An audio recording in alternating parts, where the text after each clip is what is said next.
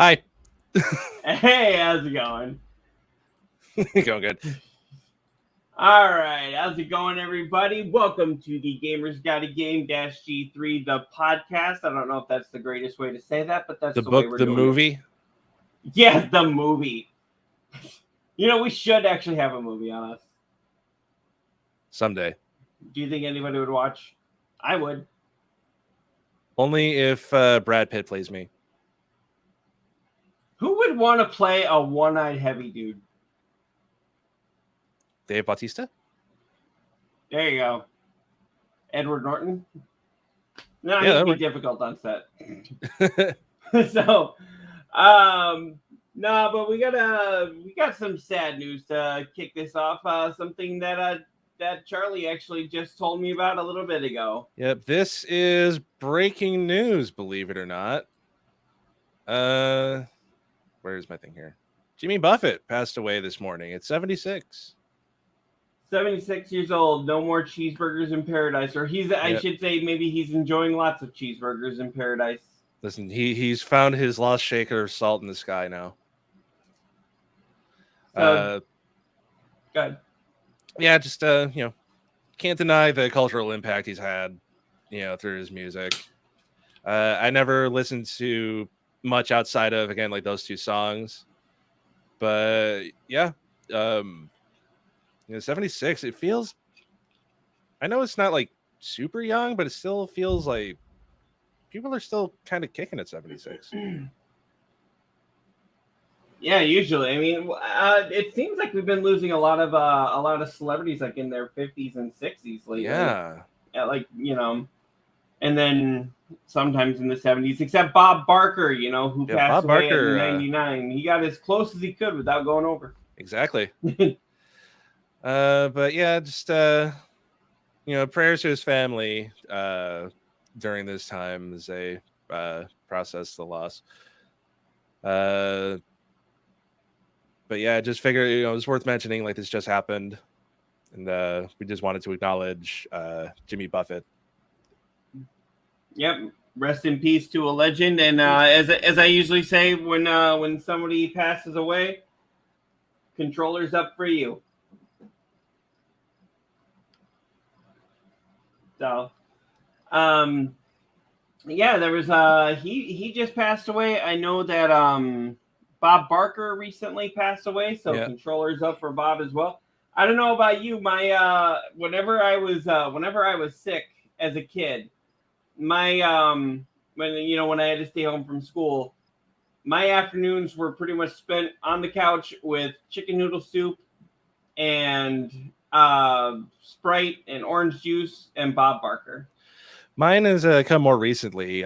We have a TV in sort of like a de facto break room at work that pulls in those like free streaming channels. Mm-hmm. And so there's a channel that has like 24/7 Bob Barker era prices, right?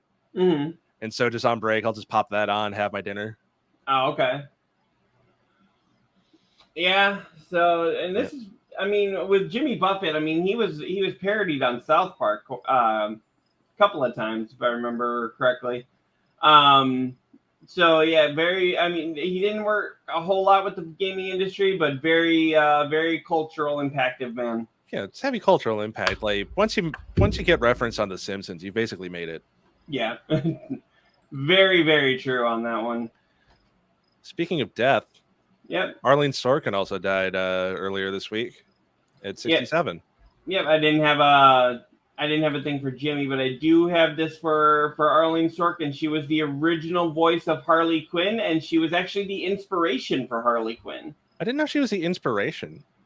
Yeah, she actually, I guess Paul Dini, one of the creators of Batman the Animated Series, because Harley actually started as a character on Batman the Animated Series. She wasn't in the comics to begin with.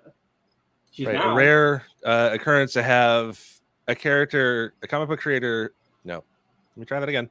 Comic book character to not start off in the comics, eventually make it to canon. Mm-hmm. You don't see that every day. No, not at all. But yeah, she I guess she was on a show. God, I cannot think of the show. but she was on a show where she was actually playing as a Harley Quinn like character, as a jester, and she had that voice going that for Harley, Mr. J. yeah, and she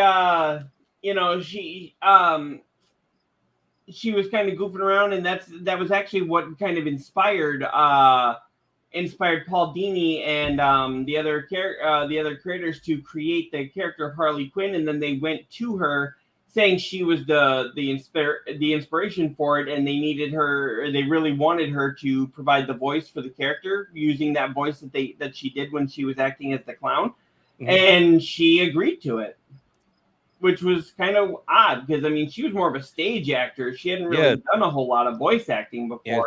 She had, like on film, like she had done more like soap operas than that, right? Yeah. Here you can actually see here. I don't know if I'm scrolling too fast here. So this was actually her, and that was Harley Quinn, and this was kind of one of the inspirations for it. But where it really started was right here. Oh, okay, yeah. Yeah, so a Harley Quinn-like character. Let me see if I can actually pull something up here on YouTube. I didn't even think about this until we started the show.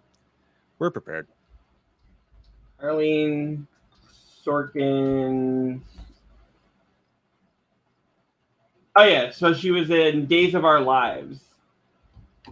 That's the one. Okay. So yeah, let me actually switch the screen here.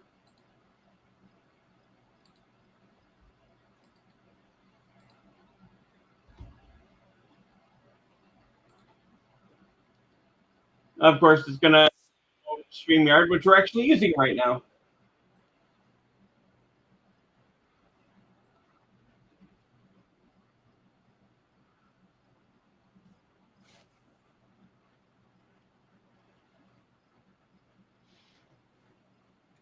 So while we're finding this article, here's a topic: Kermit the Frog. Yeah. Okay.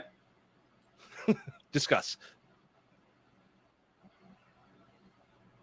So, yeah, this was.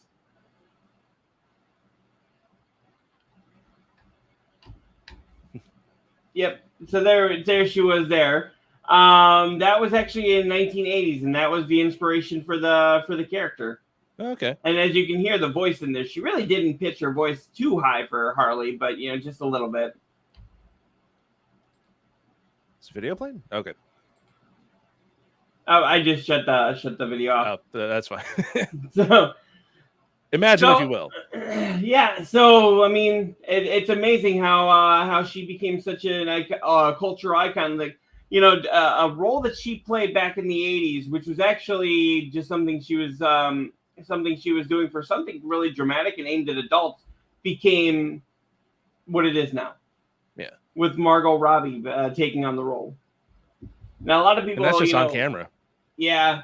Yeah, a lot of people were, myself included, when I got old enough to know about, voice acting and stuff like that. I thought it was Tara Strong that had done the voice of Harley, and while she has done the voice of Harley in several iterations of Batman, it was Arlene Sorkin that we owe that character to. Yep. From Harley Quinn's initial debut all the way through Arkham Asylum, I want to say. The last time I think so. And I know she does a really great impression of Harley Quinn. Crap, I just said her name and now I can't think of it. ADHD. Tara Strong. Tara Strong. Yeah, yes.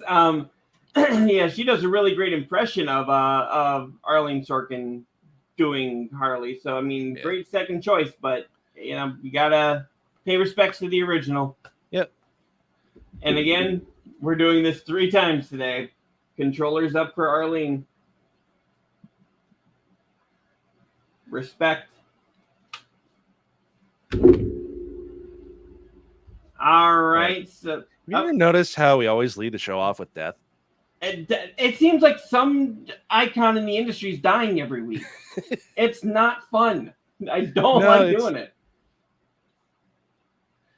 It's just weird. It's just we're at a point where just yeah, everyone just dropping like flies, and it's kind of unsettling, honestly. Arlene wasn't that old, though. I mean, Not Kevin really. Conroy was only 66, and he died. What was it, last year? And then you had Arlene Sorkin was only 67. And even still, like I was talking with Jimmy Buffett, it's like 70's the new 40. Mm-hmm. Yeah, Jimmy Buffett wasn't really that old. Bob Barker was 99. So I mean, he he had his time. It's still sad that he's gone, but you know, at least he had a full life. It seems like these guys are getting taken out way too early. He had a good life. I'm only 10. I said good, not long. Mm-hmm. It's what it seems like. I mean, I know you meant that to be a joke, but that's honestly what it seems like. They're just they're dropping way too quickly. Well, from the death of celebrities to the death of industry.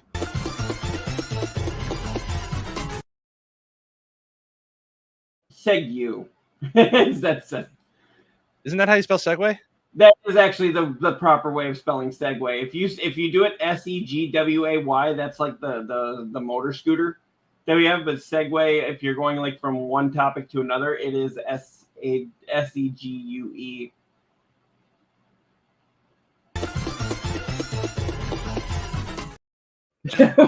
We'll just do them both just to be safe.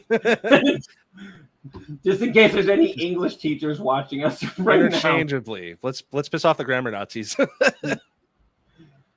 But yeah, now that we totally derailed that there a little bit. That's what we're saying. Yep. So you were talking over the last couple of weeks over the SAG-AFTRA strikes. If you need me to, I can roll this down. But yeah, we were talking a lot about the SAG-AFTRA strikes, and now it looks like SAG-AFTRA is going to affect the video game industry. We actually made it pretty clear that it wasn't affecting, and now it's going to. Or at least it looks like it's heading that way. Split on over now. So this is what, strike 2 for SAG-AFTRA? Yeah, this would be, well, I guess. Or is it strike 3? I don't know if this is really considered a separate strike, because it's, you think about it, the people that are part of SAG-AFTRA are also doing a lot of the video game motion capture acting. They're doing the voiceover work, so it's essentially the same thing that what you're doing on a film set, just with it's your end product's going to end up digitized on a video game. Got it. In a video game. I mean, think about it. A lot of actors like Ashley Tisdale, who is part of SAG-AFTRA, who has recently been in the Dark Pictures anthology. I forget which one that was.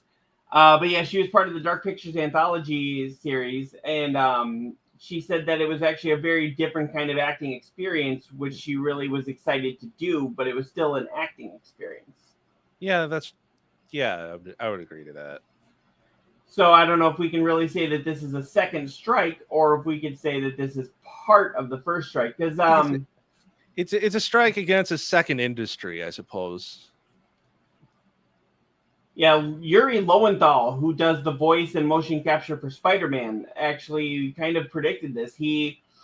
When he was promoting Spider-Man 2 at Comic-Con, him and Tony Todd, who are both, and Laura Bailey, who are all three part of SAG-AFTRA. They're playing Venom and Spider-Man and MJ respectively. Yep. And they were saying that the whole reason that they couldn't promote any movies that they were in, but they could promote the video game, was specifically because SAG-AFTRA wasn't doing it to the video game actors. And then he put on his Twitter page, he said SAG-AFTRA is not going after the video game industry, and he put like ... yet.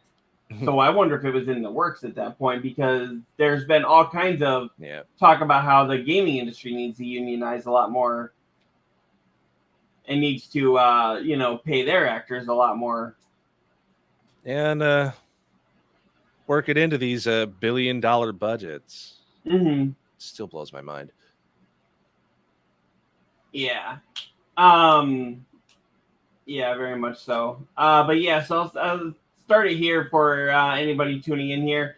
SAG-AFTRA, it's a guild that hundreds of thousands of actors belong to, including major TV and movie stars.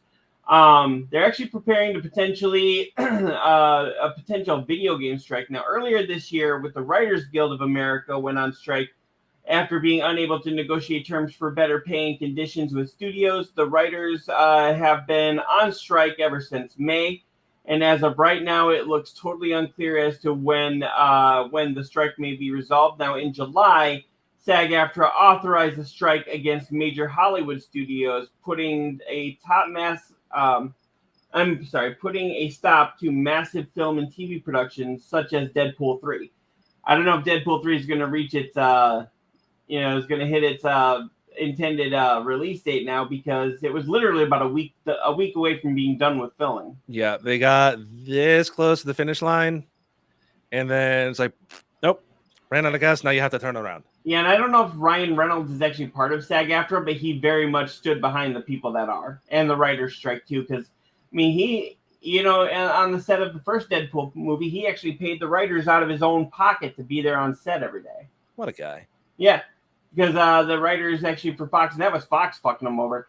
Fox didn't want to pay for the writers to be on the set. They would just say, okay, if you need it, just email them, and they'll rewrite it there. But he said, no, that doesn't make sense. That's stupid. And he paid the money out of his own pocket to have Rhett Reese and the other writers there on set. He literally paid it out of his own pocket every day. Now, other exceptions have been granted for studios that aren't being struck. Now, here's where it gets really interesting, though. It looks like the video game industry could be next now, with SAG-AFTRA's board. Has voted unanimously to send out strike authorizations from its members for the video game industry. This means that members would vote whether or not they want to strike. Or not, should negotiations with the video game industry fall through.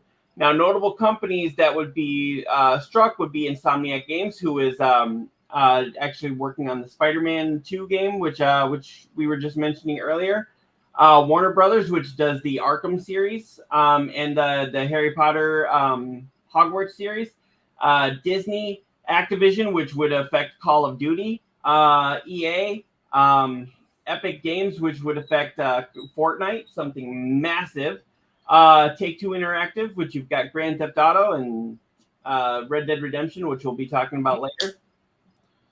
Yeah, we definitely this is definitely going to hit like your big like AAA tentpole kind of studios.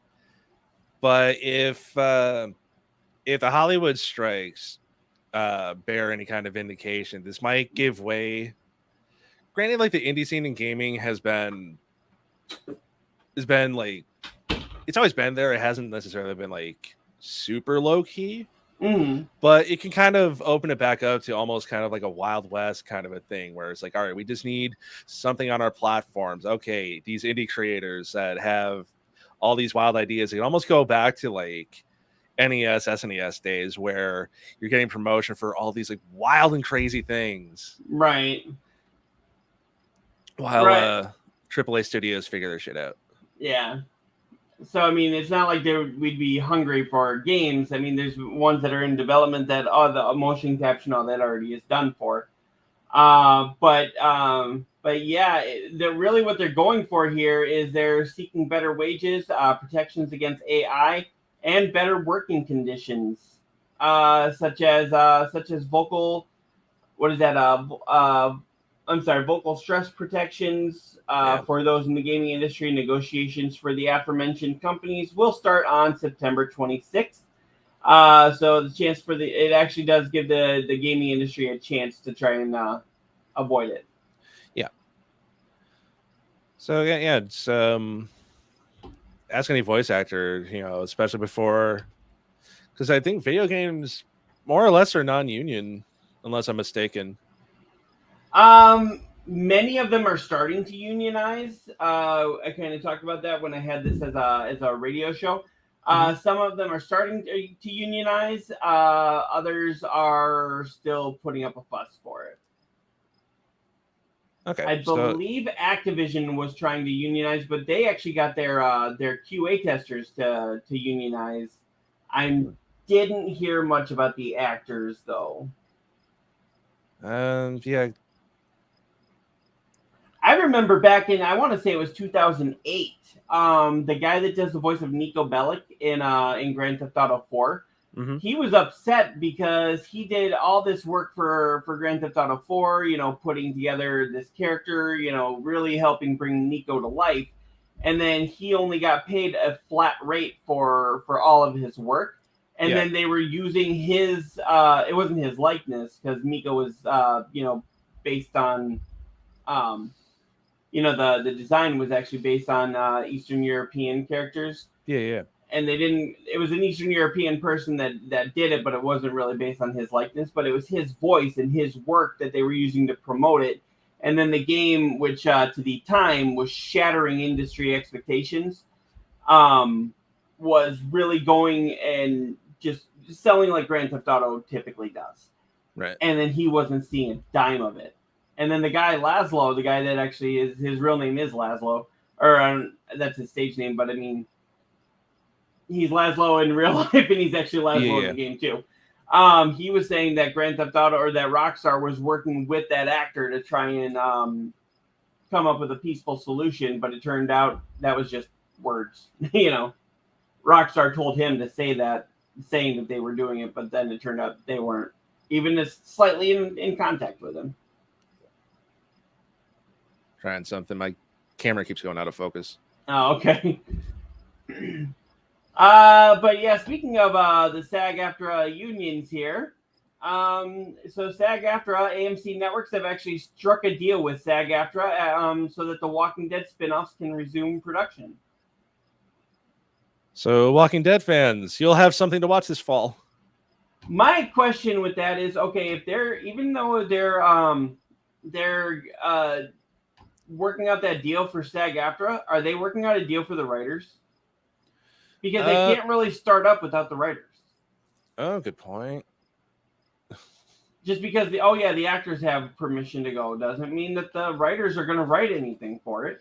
Have you ever wanted to see Daryl improv? Well, guess what? Today's your day.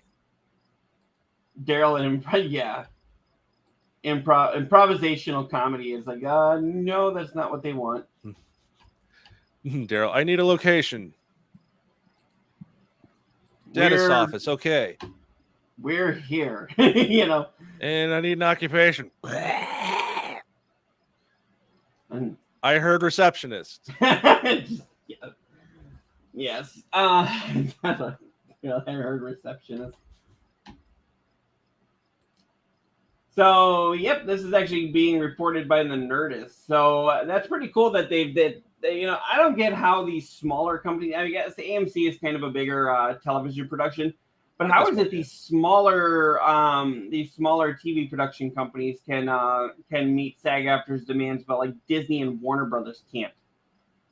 I think it's just that it might be because of the size, because the smaller companies, they don't have as much to worry about. They don't have as many hoops they need to jump through for approval, so they can kind of pivot a little bit easier than some of these larger studios.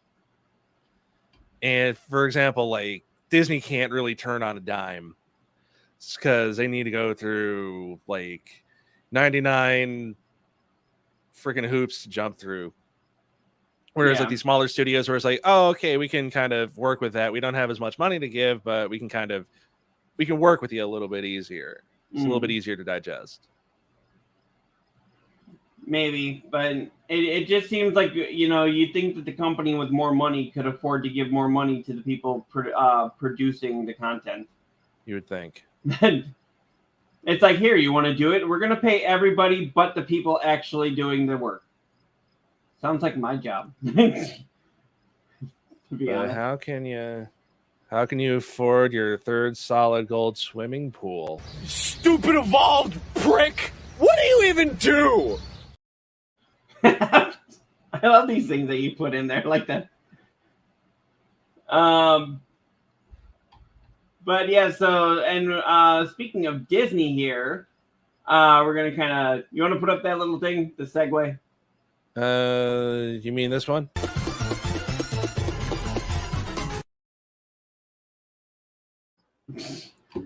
It's the thing about StreamYard that I wish they could update or fix. I can only have one of these columns open at a time, so I can either do like the banners or I have to hop over and do like my video clips. I wish I could have two of those tabs open at once. That'd be nice. Well, you know what? Maybe Dana from StreamYard could watch the show and take inspiration. Maybe. I don't think she's the one that does everything, though. It would help. It would help us technical director types, you know.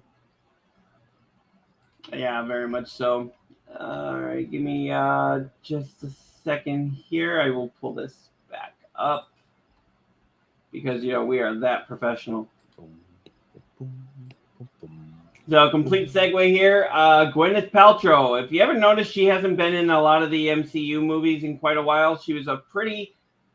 I would say she was a pretty prominent role. It wasn't a big role, but she was a pretty prominent role as Pepper Potts, and now she hasn't been there in quite a while. At least as far as Iron Man stories go.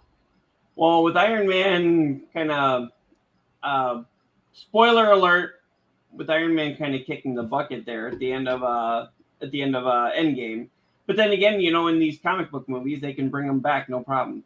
Multiverse. Mm-hmm. All they got to do is sneeze and they come back. Kind of surprised Yondu never came back, but then again, his death needs to mean something.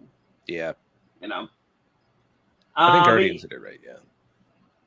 Yeah. Gwyneth Paltrow, she's finally setting the record straight about whether or not she will return as Pepper Potts in the MCU. Recent Instagram stories, Paltrow answered a fan's questions about her departure from the series or whether she still misses her on-screen co-star Robert Downey Jr. Paltrow's version of Pepper Potts made her debut in 2008's Iron Man, so she's been there since the very beginning. She appeared across the journey, as you know, and then she does not currently see a narrative need for her character to return after Avengers Endgame. So, doesn't sound like she's really she's not missing it. She's not missing it, but at the same time, it's like she's not shutting the door on it, but she is not exactly welcoming it either.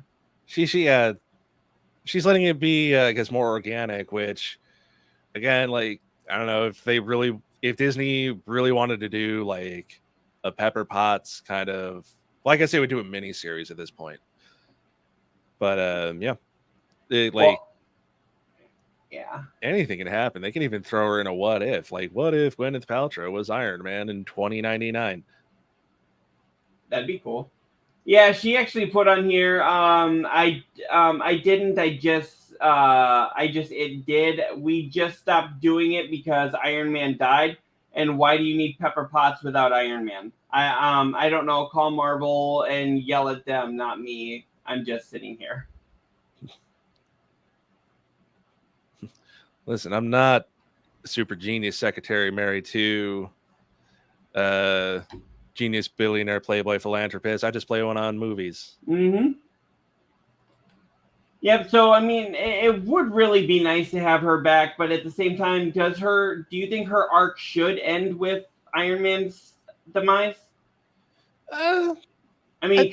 She was a strong enough character; she could hold at least her own little story arc, and I could see her coming in as still as a support role, but her having all of the resources that Tony Stark had. So she was, because if you remember, by the end of all of Iron Man's, by the end of the whole Iron Man arc, she's basically in control of the company anyway. Right. So while I don't think you necessarily need to focus on her as a central character, even though you could, that potential's always there too. I could see her as we need to go to you for help. Can you help us? Yes. Okay. I've got X trick up my sleeve. Come check it out. Basically being the M of the MCU. Yeah. So maybe have her in a couple cameos appearances, because she did make cameos in Spider-Man was at the first Spider-Man Homecoming. Mm-hmm. When she was at the very end. Yeah. Which was kind of funny because she didn't actually remember filming that cameo. But then at the same time, I'm like, yeah, but it's been said that Disney and Marvel don't always tell their actors what movie that scene that they're filming is going to show up in.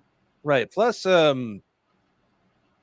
like there is talks of like Spider-Man 4 in the MCU. Maybe she could slip into she could slip into that role of kind of like a surrogate mother figure, kind of similar to how Tony Stark was a surrogate father. Mm-hmm. Yeah, I know that they Andrew Garfield is actually starting to work. Has actually been in talks with DC to come on as I don't know if it's going to be a hero or a villain role, because I guess Marvel kind of shut the door a little bit on rebooting the Amazing Spider-Man. Yeah, people were thinking that you could do the Amazing Spider-Man 3 with him. You could do Spider-Man 4 with Tobey, and then you could continue Tom Holland's story. And it was just like, that seems. I love Spider-Man. That seems like too much Spider-Man. It's a bit much, yeah. That would get very convoluted very quickly. And then I mean, imagine the parents going like, "Wait, didn't we just see that?" Right. So, the Spider-Man meetup. Yeah. So that would but speaking of Disney, let's kind of transition here. Speaking of Disney, we were talking. Sorry, was that a bad time? No, no, that's fine. No, actually, Disney. We were talking about different Disney unions are trying to what do you call it? Are trying to unionize, and it turns out that Disney's special effects unit, their crew, is filing to unionize. I don't see why not. I just realized I didn't pull that up so you could read it. Well, guess who's also prepared? ?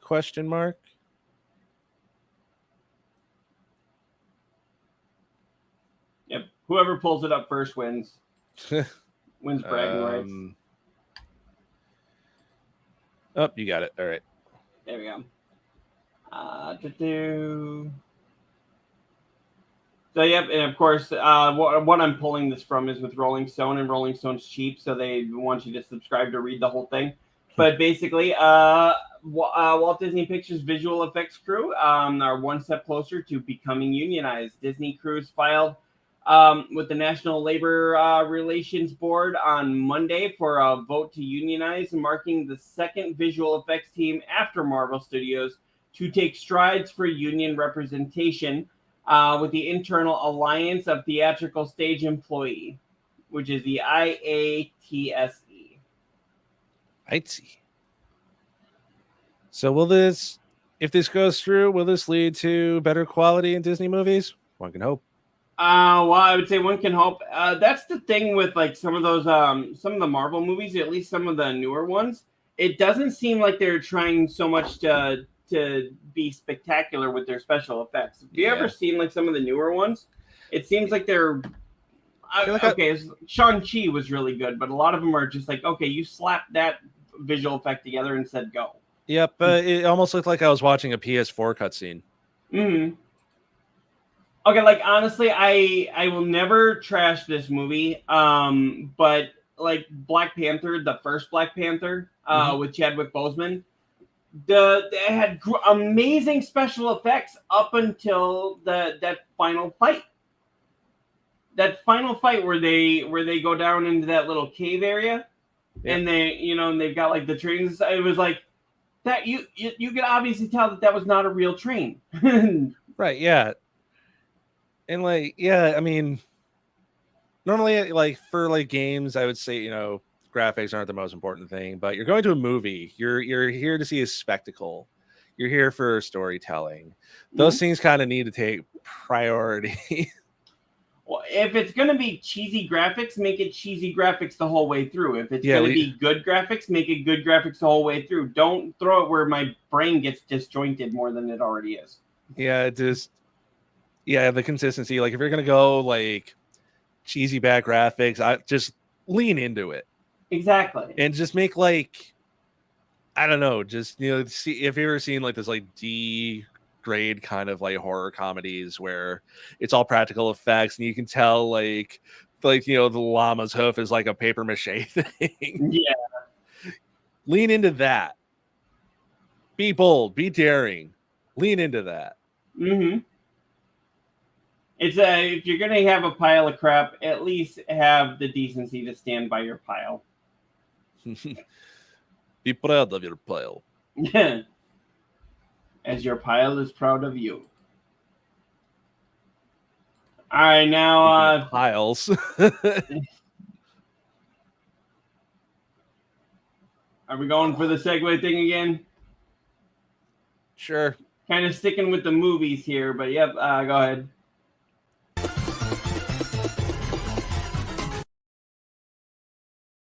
People are going to get so sick of that, and I don't care. It's fun, you know? Five Nights at Freddy's movie trailer finally introduces the gang: Freddy, Foxy, Bonnie, Chica, Mr. Cupcake, who eats a guy's face.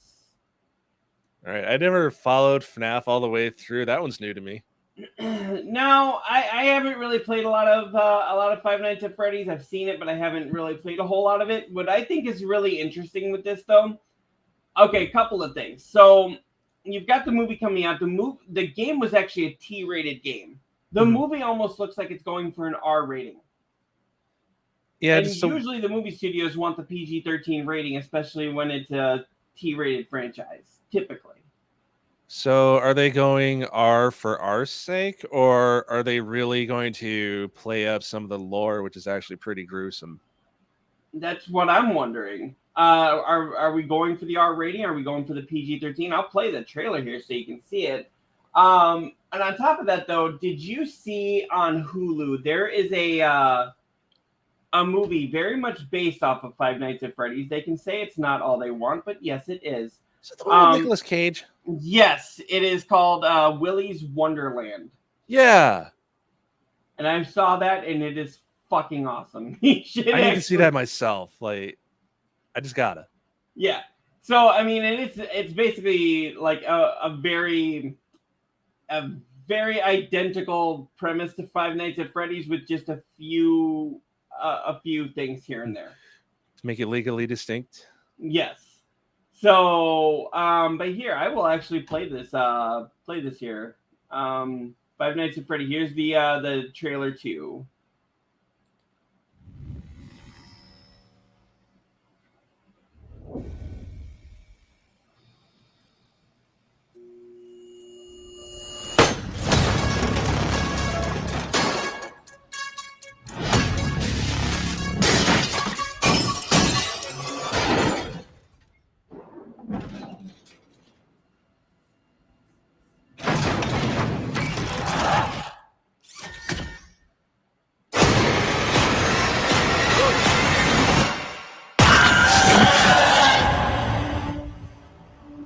I have a job for you. Piece of cake, Willy. Good. It's a security gig. Matthew Lillard. Hello? Oh, yeah. Also, Welcome to Freddy's. The first shot, was that one of the kids from Stranger Things? I think so, yeah. You're talking. Welcome to Freddy's. It's a security gig. Hello? Welcome to Freddy's. Have you met them yet? Met who? Foxy, Bonnie, Chica, and Freddy. Back in the 80s, some kids went missing. What is this? That's why the place shut down. The police searched Freddy's. Hey! They never found the kids. What the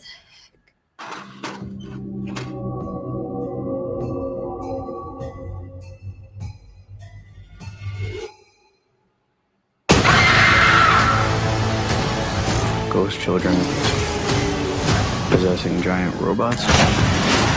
Tell me how to stop them. You don't. It's too late. He's coming.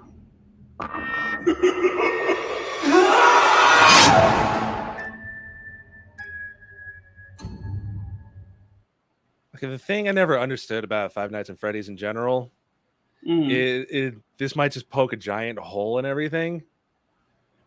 But why is he there in the first place? Why is the building still standing? Why not just tear it down if it was already abandoned for 3 decades? Because then there'd be no movie. I guess, but just man, like, just logically, it never made sense to me. That's with pretty much every movie. with a lot of those kind of things. Why not burn the building down? You do a controlled blaze and get rid of them, but what fun just would that demolish be? the building. They'll just haunt the land still, sure. But like, why would you need to look after an abandoned building? Because reasons. Because video games, but like, damn. But yeah, so that was very similar. And what I think is funny is that Willy's Wonderland on Hulu was very much inspired by Five Nights at Freddy's. You can say it's not all you want, but it was almost identical premise. And then, go ahead. I was gonna say, it's all because someone had a nightmare after going to Chuck E. Cheese. Yes. But now it almost seems like the Five Nights at Freddy's movie is a ripoff of Willy's Wonderland movie. It's like, no. So which came first? The game. we all know that. Well, yeah.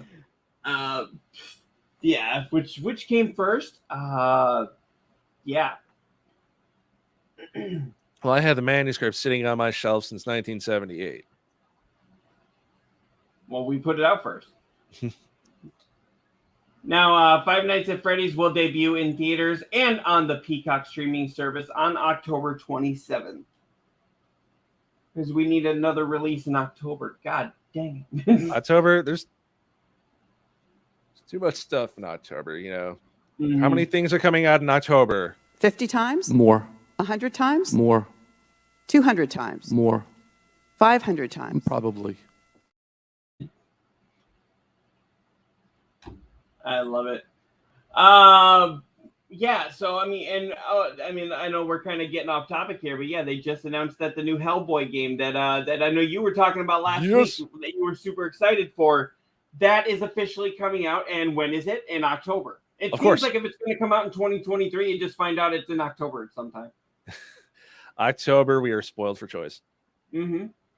That's the thing, though. I think like some big things are going to bomb, and it's not going to be any fault of their own. It's going to be just because everybody decided to throw things out in October.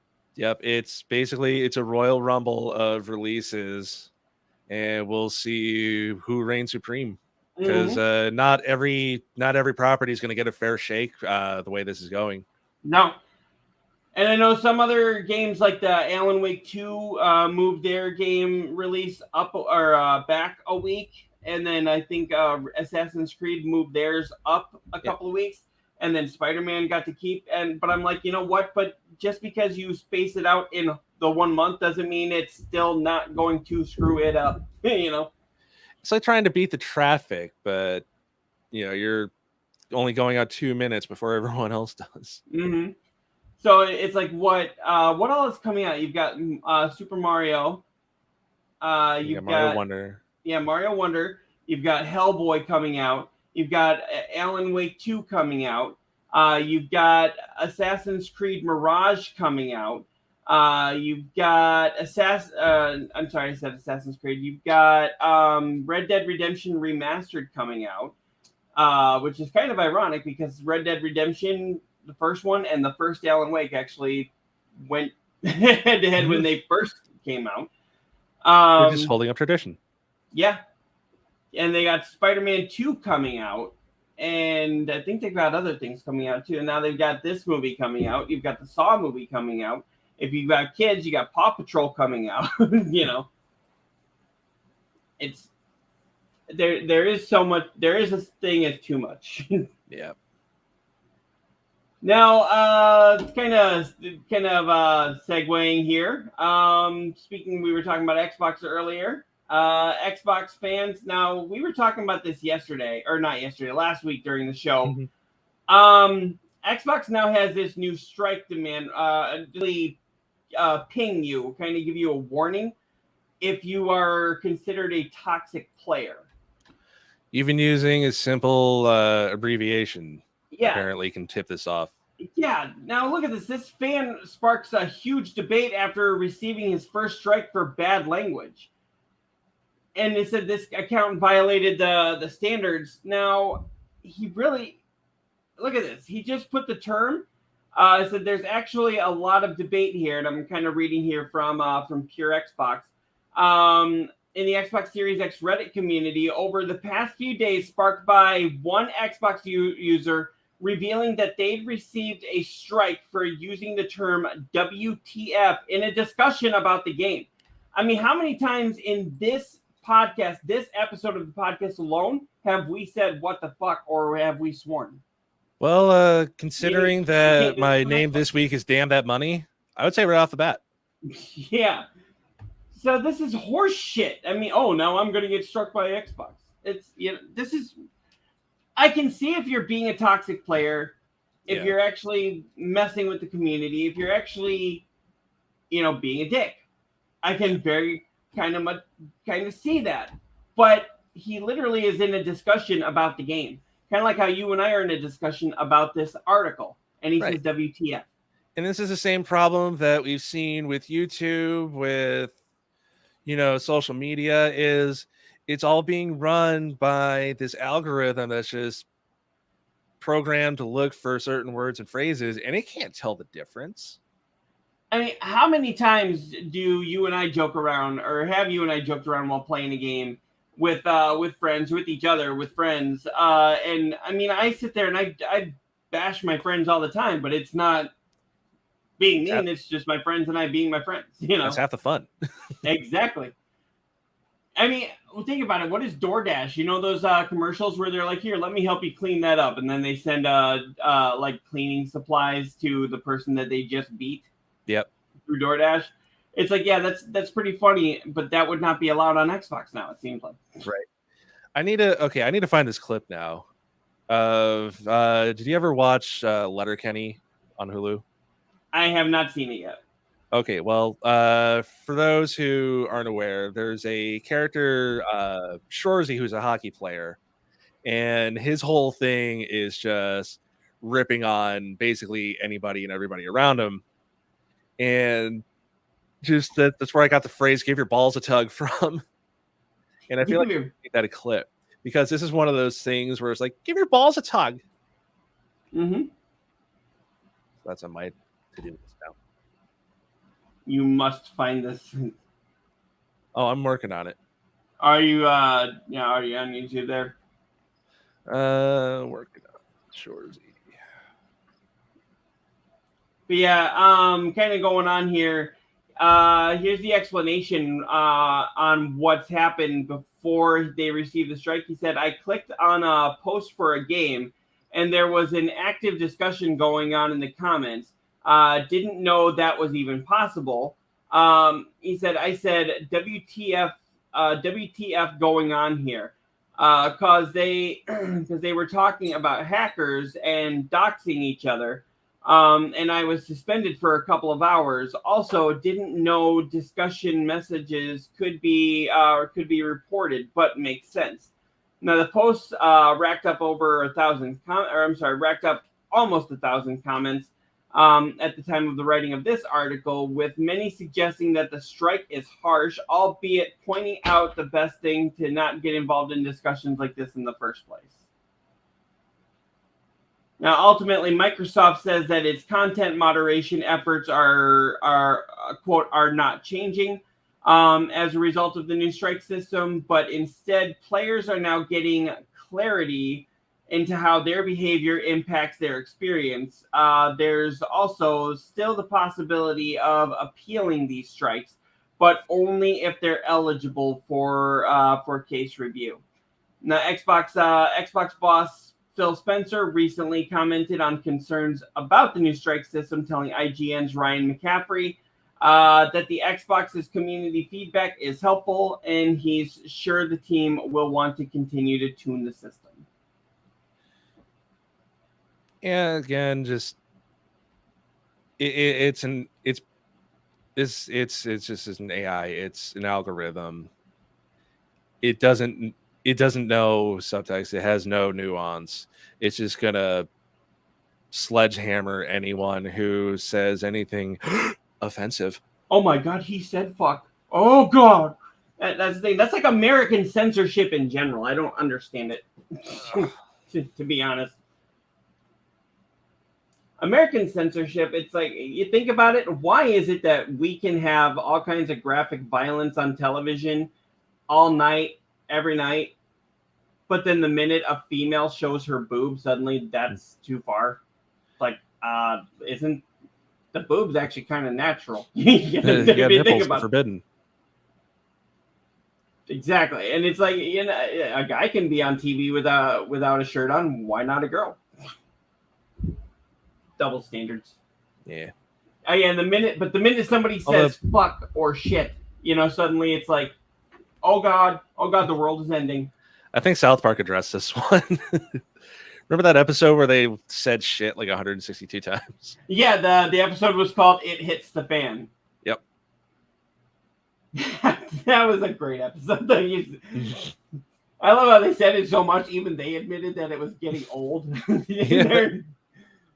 They're like, that word is kind of old now. We're gonna have to find other like meat crab. It's like, what is meat crab? It's like, oh, those like little what was it, like little shrimp things? Like, oh God. Yeah. Were you able to find that? No, but I'll have it ready for next week. We'll get a soundbite and we'll put it in there. Yeah. But yeah, but speaking of ridiculous things here, I guess this isn't really ridiculous. This is. Can we just put up the segue thing again?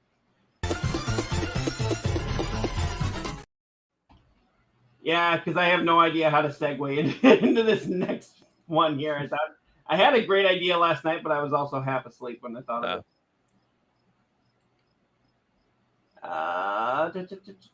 Pulling it up there. Red Dead Redemption 2. Well, actually, one of the most prolific writers for Rockstar is actually leaving Rockstar Games. Yep, this writer, let's see, Rockstar Games writer responsible for writing games like Red Dead Redemption 2 has reportedly left the studio. Let's see here. I just lost my spot. Rockstar Games is one of the most renowned video game studios on the planet. I know we kind of rip on them recently, but we do admit they still put out some pretty damn decent games.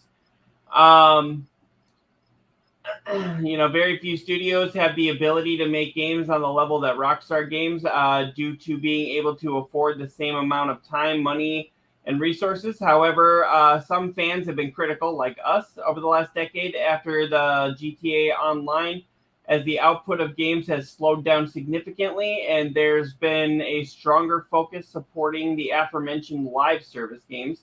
But let's see here. My question is, where the hell is $1 billion going? Well, I mean, they keep putting it into more expansions for Grand Theft Auto Online, but it's like, I don't necessarily play a lot of those things online. I have played Grand Theft Auto Online, and it's great. Don't get me wrong. I love it, but if I'm going to play Rockstar games, I want something like Grand Theft Auto, the story, the campaign. Yeah. I want Bully 2. I want Manhunt 3, Max Payne 4. Like, take a note from like From Software, like Dark Souls, the way they approach multiplayer kind of things, where you can just kind of drop into someone else's city and either like help them or fuck with them, and then just keep the story going. Right. Like I always thought that was cool. Yeah, streamer friend of mine, Tynan Vilmos, I've seen that happen to him when he plays Dark Souls. Somebody will just literally drop in, challenge him to a fight, beat him, and then bounce. And then move on.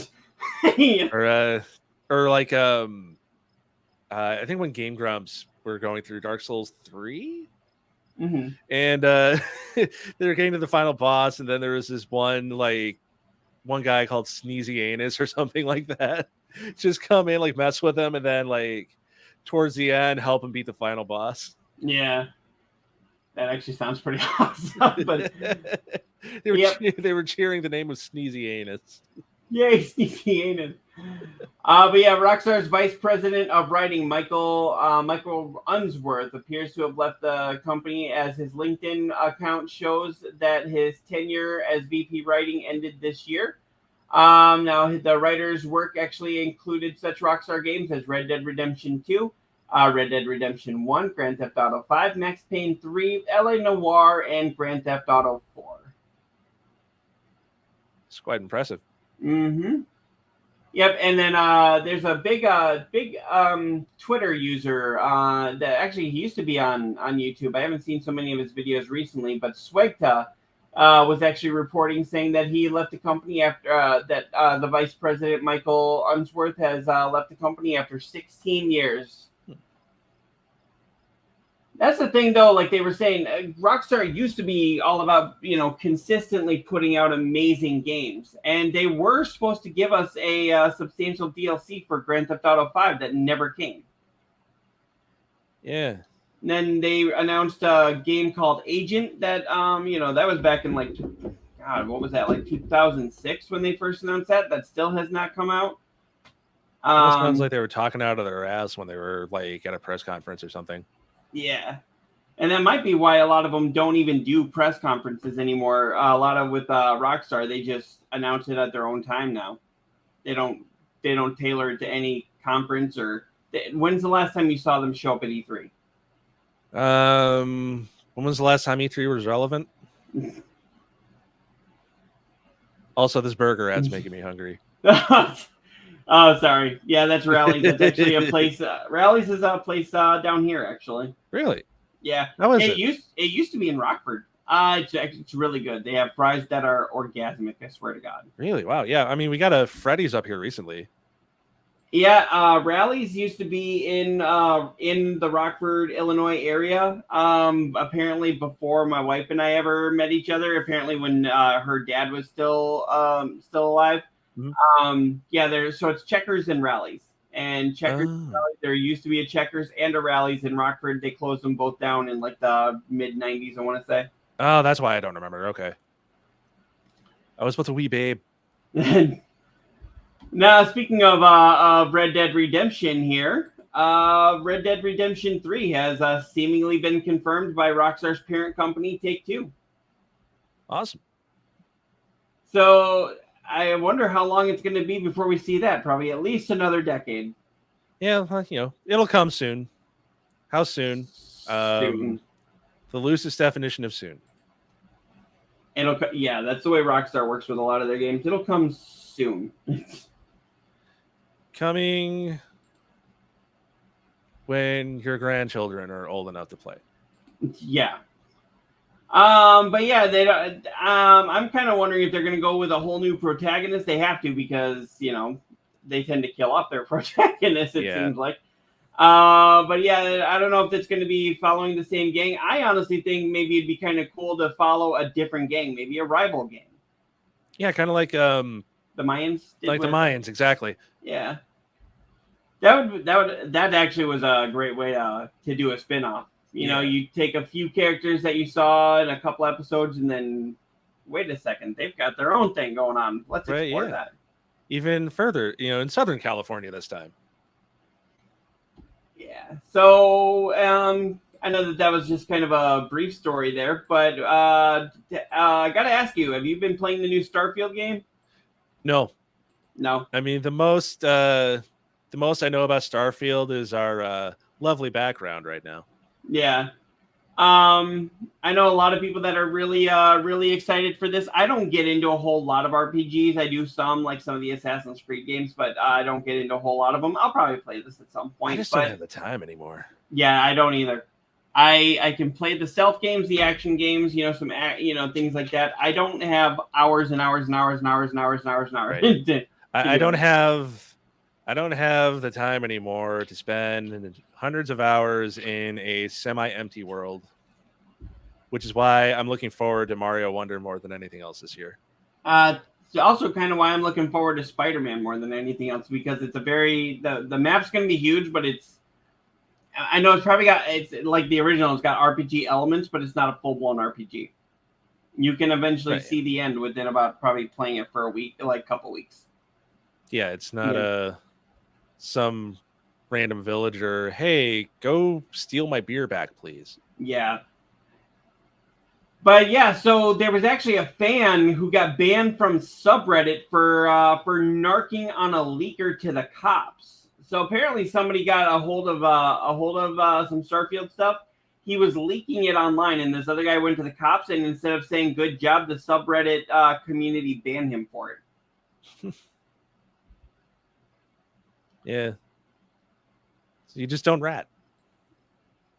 Snitches get stitches. Is that what that was? Snitches get banned. I know it doesn't rhyme. Yeah, true. But yeah, so I mean, it said it said here Starfield leaks began blowing up across the internet last week after 29-year-old Darren Harris allegedly stole dozens of copies of the game from a warehouse and started selling them online. One Redditor user immediately reported the leaks to Bethesda and Memphis police, and now he's banned from the Game Leaks and Rumors subreddit after posting it. I don't know if you're gonna narc on that, which I honestly think he did the right thing. But honestly, if you're gonna narc on that, then don't say, "Hey, I just narked on this guy." Right? Yeah. I mean, imagine it's like tattling, "Hey, Mr. Officer, man, that guy has a drugs." And then you go into the group that has the drugs and be like, "Hey, I just told on you." Mm-hmm. It's almost like little kids. Remember little kids, like when we were young, and then you would tell an adult that another kid was doing something wrong, and then you'd go up to the kid and like, "I just told on you." Yeah. So like, I'm sure, good intentions, but you just did it in like the dumbest way possible. Mm-hmm. Yeah.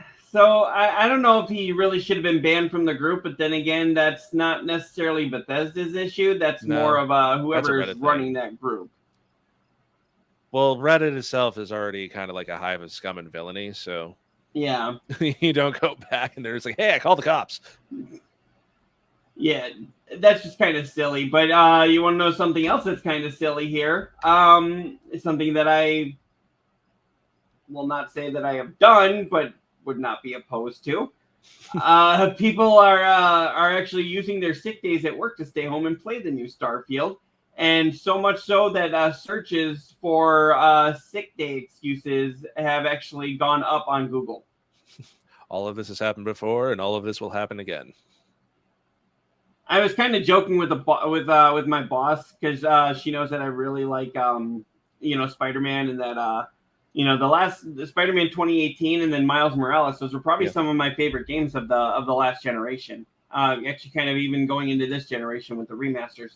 But I told her, she actually was joking around with me, and she was like, "So Spider-Man comes out, in October. Can I expect you to have a sick day?" And I was like, "I cannot confirm or deny that I may have the Spider-Man flu that day." Mother, may I? Yeah.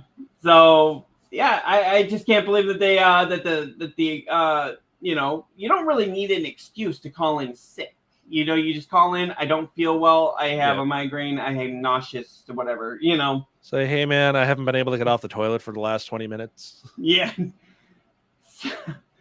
I mean, when I call up and I've had a headache and I've been nauseous or a migraine, I actually do because I suffer from migraines. But that doesn't mean I couldn't just say it one day, Right? Not like they couldn't do anything.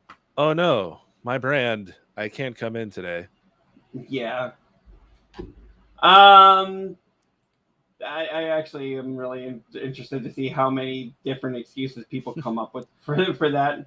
Well, what was the last huge one where it's like, even like mainstream media was reporting, it's like, yeah, people are taking off sick days for, what was the game? Oh, I can't remember. I want to say it might have been Skyrim, actually. Maybe. And speaking of Skyrim, Todd Howard has actually owned up to the Skyrim jokes after re-releasing Skyrim 3 times during Starfield's development alone.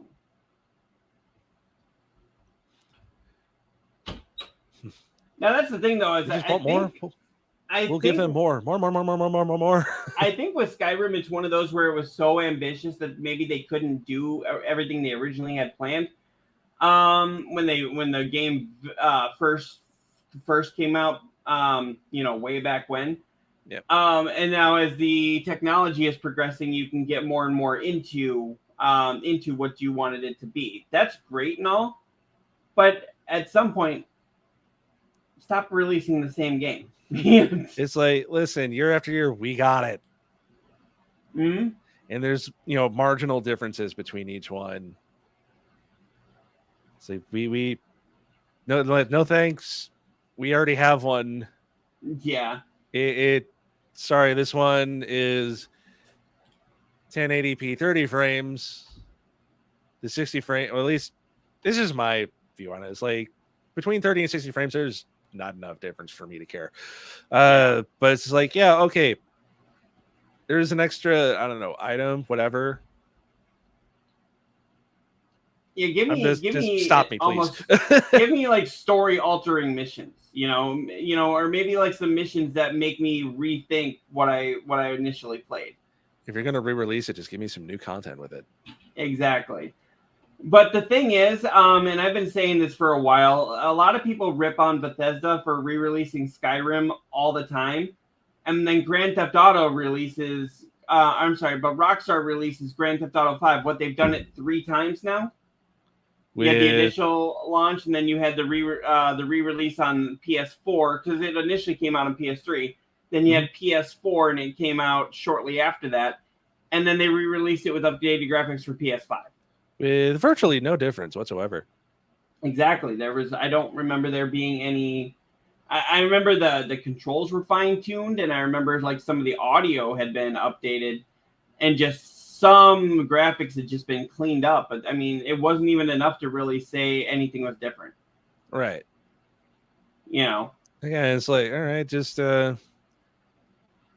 gonna get to a point with some games just because game preservation is just not where it needs to be in general.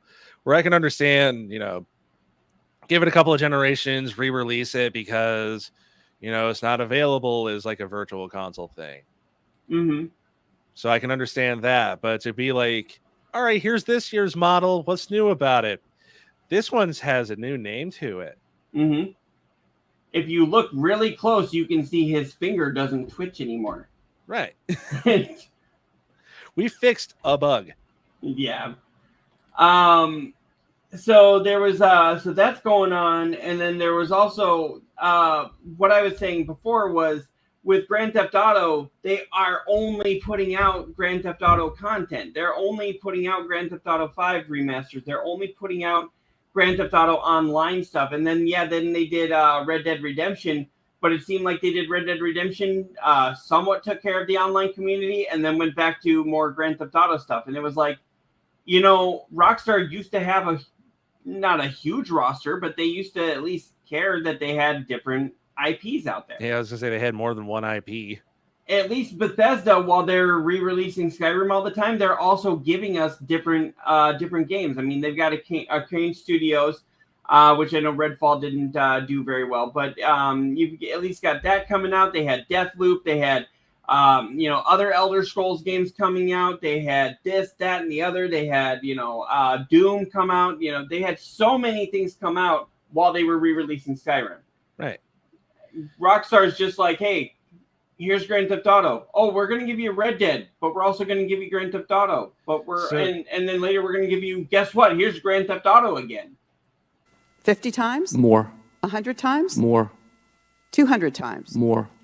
500 times? Probably. Am I wrong? No, you are not wrong on that at all. Not even in the slightest. And we give Hollywood remakes enough shit. Mm-hmm. Yeah, well, they've remade Spider-Man twice now within the last 20 years. How many times can we kill Uncle Ben? Well, did you ever notice it seemed like the whole origin story for Spider-Man in Andrew Garfield and in Tobey Maguire's was told in one movie? And It seems like actually for Tom Holland, it seems like the whole trilogy was the origin story. In a way. Like they didn't rehash the same scenes basically, and that's what I appreciated about it. Yeah. I mean, they mentioned that he was bitten by the radioactive spider. They didn't have to re-show it. They didn't show Uncle Ben being robbed again. They didn't show Uncle Ben being murdered. They didn't show Peter trying to figure out how his powers worked. He was already there. Mm. And I feel like anybody, we can go back and watch origin stories. We want what's new, what's now, what's happening. We want to see his next evolution. Mm-hmm. But it was kind of again, spoiler alert for anybody who hasn't seen it, but it seemed like Aunt May took the role of Uncle Ben. In a way. Yep. I mean, you think about it. And we got one more story here. Segue.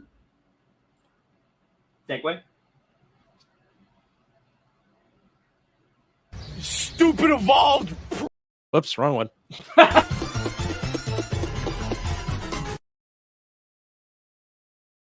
That's about as professional as we get here. But yeah, Nintendo is actually showing off its new console that is going to launch later this year. People have been wondering for a while if when Nintendo was going to put out a new console, and they're doing it here. I don't know. I forgot to put the screen up. So, long story short, this one's in red. Yeah, pretty much. It says, wrap into the world of games with the Nintendo Switch OLED model Mario Red Edition system. The system features a console dock, a Joy-Con controllers, all the iconic Mario red color, and a silhouette of Mario on the back of the dock. This is the red Wii all over again. Yeah, pretty much. It's not really... See, I don't like when they do this, though, when everyone's like, oh, a new console, but then it's just basically an updated version of the same one that they have. It's not even because the OLED has been out for a few years already. It's just like, oh, this one is the all red one. Mm-hmm. It's not new necessarily. Well, it's got some updates to it. So, but I mean, Nintendo officially announced the Super Mario Nintendo Switch OLED. It really is. It looks great. I will give them that. Now, if you turn into Mario Wonder World Nintendo Direct today, you were in, which was yesterday actually. You were in for a treat as the new platformer looks incredible. You can actually see a new trailer for the Super Mario Brothers Wonder, which we were talking about earlier. I think the release dates need to stop being in October. But yeah, it really doesn't, aside from just a couple updates here and there, it doesn't really look like there's too much of a difference. And since they're just announcing this, I'll bet an actual new console is probably still at least a year, maybe a couple years away. This is Nintendo's GTA 5/Skyrim. But at the same time, I mean, if it's doing really well, do they need a new console? Well, I mean, things advance, but I think that's a whole other thing. Like, I feel like there's going to be a bubble that's going to burst pretty soon with all these like skyrocketing budgets and how far can we push how far can we push the graphics where we lose sight of the gameplay. Well, Shigeru Miyamoto, that might give way pretty soon. Shigeru Miyamoto actually said that he doesn't want he doesn't want this system, the Nintendo system, any Nintendo system, going directly head to head with the more powerful systems. Well, yeah, and that Nintendo's always been in a league of their own. Yeah, but his whole thing was that I gotta think of his actual quote, but his whole thing was having too many powerful consoles on the market at one time makes it so that none of them do well. It's just like having only ferocious dinosaurs. If all of the dinosaurs were ferocious, eventually they'd kill each other, and they would have gone extinct much faster than they actually did. But if you have a couple plants here, a couple plant eaters here, you have the less powerful consoles on the market. They can kind of do their own thing while the ferocious ones go fight each other. Mm-hmm. And then the industry itself can thrive. Yeah, but that's my statement is basically for like the industry as a whole, not necessarily pointing at Nintendo. I know, where it's like they're keep trying to it's like Nintendo has the right idea. It's like in terms of say like like I just remember this kind of anecdote about like thrash metal or metal as a whole, where it's like, yeah, there's always going to be someone faster. There's always going to be someone louder than you. Right. So I was kind of disappointed when I first read that it was a new console, but still thought that it was something interesting that we should mention here. I'm sorry. If my Switch takes a dump, I'm gonna be going for something like that. Yeah, honestly, I'll upgrade. But yeah. It's a nice upgrade. I just don't think it necessarily required as much attention as it's getting. As we just gave it a lot of attention. I feel like new kind of was not the correct adjective. I mean, technically it is new, but when you hear new console, people are thinking, "Oh, the Switch 2 is finally out." Mm-hmm. Instead, it's like, no, this is your Switch OLED that's been out for a while. It's just new coat of paint. Mm-hmm. A couple little upgrades and a new coat of paint. That's like what they did with the Wii U. It was like, okay, that really could have just been an accessory, because the only thing that was much different than what you were doing with the regular Wii when they brought out the Wii U, was that screen. Give or take. Yeah, just no, that was more of a marketing failure. There were market improvements between the Wii and the Wii U, but just the marketing and calling it the Wii U was not the way to go.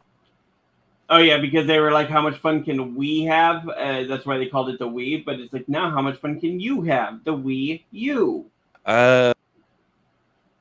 What? That's literally what they said. It was at the E3 conference. They were like, they called it the Wii. We want to know how much fun we can have together. How much innovation we can do. How we can bring people together. Now the Wii U is more focused on the gamer themselves. We're catering it more to you. We're catering it more to the gamer. So how much fun can you have? It is the Wii U. And I was from a retail standpoint, got really annoying because it was true where, the parents, the grandparents, they don't follow this kind of stuff. They didn't know the difference. So I would have to regularly explain. It's like, no, this is like the next one. It's not an accessory. It's the next one. Mm-hmm. And they didn't understand it at all. No, and so it's like does it play Wii? It does play Wii games, but it also plays these newer games that the Wii will not play. Yeah. I remember having to explain to a lot of parents why you could not buy an Xbox game for a PlayStation. Oh man, I had I remember there was this one. There's like one mother and her son. He wanted Lego City, but Lego City was basically like a Wii U exclusive, and he wanted it for Xbox 360. And the kid was like crying that it's like, it's not for Xbox 360. And the mom's like, it's not his fault that it's not made for a 360. He's like, yes, it is. Yeah, because it's all your fault. You know that, right? Yeah, yes. I'm the one who kept it from being on Xbox. Take that, little kid. Yeah, I remember. I remember there. Did you ever watch a show on Netflix called The Ranch? I watched a couple episodes. So there was an episode there, or there's been a couple episodes where Ashton Kutcher's character was really into Call of Duty. Mm-hmm. And he was really looking forward to the new Call of Duty game, and his wife in the game, his wife in the show, actually bought him, and you could see it has the blue top on it, which was obviously PlayStation. Yeah. And he's like, "Oh, this is the new Call of Duty. Thank you." And then he's like, "This is PlayStation. I have an Xbox." And she's like, "Oh, that doesn't matter. Just pop it in." And then she's like, "Just pop it in." And he's like, "You can't just," and she's like, "Why? It's both a disc. You can just pop it in. There should be no problem." And I'm like, you know what? I know they were playing that up for laughs, but I actually had parents do that. Yep. And I had when I worked at Best Buy, I actually had a parent come back to me and blame me because it didn't work. Kind of like what you were having. Yeah. Yeah, she was like, "This doesn't work in the system. The game is broken." And I was like, "What system does he have?" And she was like, "He has a PlayStation." And I was like, "Well, this is Xbox." "Well, that shouldn't matter." the same game. I'm like, Yeah, I had a customer do that with me about prepaid cell phones. Like she had an AT&T and she was trying to use Straight Talk cards. And it's like, no, that they don't work together. Mm-hmm. And then, of course, that was your fault. Of course, she didn't even give me a chance. She was like proto super Karen, was like, first words out of her mouth, I want the manager. I want the store manager. Yeah. I don't know, we're kind of getting off on a little tangent here, but I did have that once. It's also lunchtime for me, so my mind's going. Yep, I'm gonna have to call it here too. But I did have a woman once call up. It was the second Best Buy that I worked at, and she called and she was like, I want to speak to Dave, which was our well, we had a manager. The general manager's name was Dave, but we also had like 4 other Daves that worked there. Oh, see, my mind jumped to Dave's not here, man. Well, but the thing was, he quit the position pretty abruptly because he had to move out of state, something with his kid. Yeah. And the first thing that she said, she was like, I want to speak to Dave. And I was like, which Dave? And she was like, your manager. And I was like, he no longer works here. You're gonna be kidding me. And I was like, no. And she told me to stop lying. And I was like, no, he just quit like 3 days ago. No, I promise you. I was like, I can let you talk to whatever the person's name was. That was the acting. Want to talk to Jim? We have a gym. We have a gym. Jim. Yeah, and then she was saying that Dave said that we would accept some sort of thing back from Walmart. And it was like, no, that's just not happening. No. So Walmart may take other people's shit, but Best Buy doesn't. At least they didn't. I don't know if they do now. Probably not anymore. All right. Well, I don't know if you noticed the hat here, but I'm actually going to see the Turtles movie tonight. Cool. In a couple hours, about 2 hours. So got to get ready, and sounds like it's about lunchtime for you too. So yep, mac and cheese is ready for me. All right. Well, thank everybody for coming and hanging out with us. We do appreciate that. You can always find us on our various social medias. Watch the show on our Facebook pages and on YouTube and on Twitch. I'm actually still looking to see how I can get this onto Spotify. So hopefully soon. Yeah, there's got to be. But anyway, thank you all for coming and hanging out. And remember, haters gonna hate, gamers got a game, and damn money's got a damn. I guess. I don't and one more for the road.